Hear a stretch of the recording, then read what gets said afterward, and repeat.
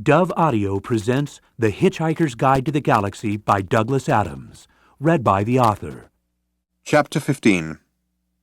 Excerpt from The Hitchhiker's Guide to the Galaxy, page 634784, section 5A, entry Magrathea. Far back in the mists of ancient time, in the great and glorious days of the former galactic empire, life was wild, rich, and largely tax-free. Mighty starships plied their way between exotic suns, seeking adventure and reward amongst the furthest reaches of galactic space. In those days, spirits were brave, the stakes were high, men were real men, women were real women, and small fairy creatures from Alpha Centauri were real small fairy creatures from Alpha Centauri.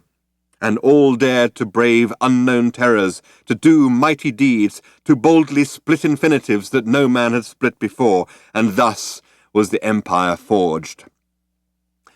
Many men, of course, became extremely rich, but this was perfectly natural and nothing to be ashamed of, because no one was really poor, at least no one worth speaking of.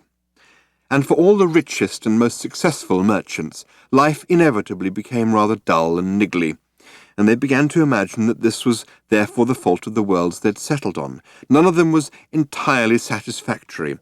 Either the climate wasn't quite right in the later part of the afternoon, or the day was half an hour too long, or the sea was exactly the wrong shade of pink. And thus were created the conditions for a staggering new form of specialist industry, custom-made luxury planet building.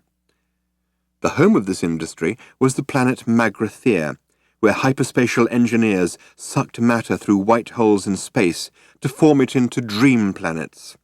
Gold planets, platinum planets, soft rubber planets with lots of earthquakes, all lovingly made to meet the exacting standards that the galaxy's richest men naturally came to expect.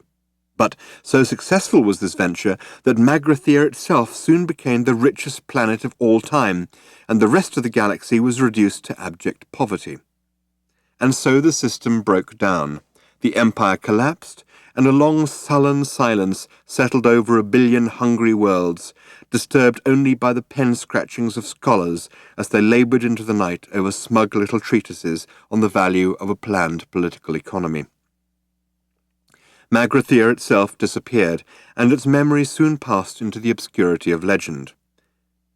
In these enlightened days, of course, no one believes a word of it.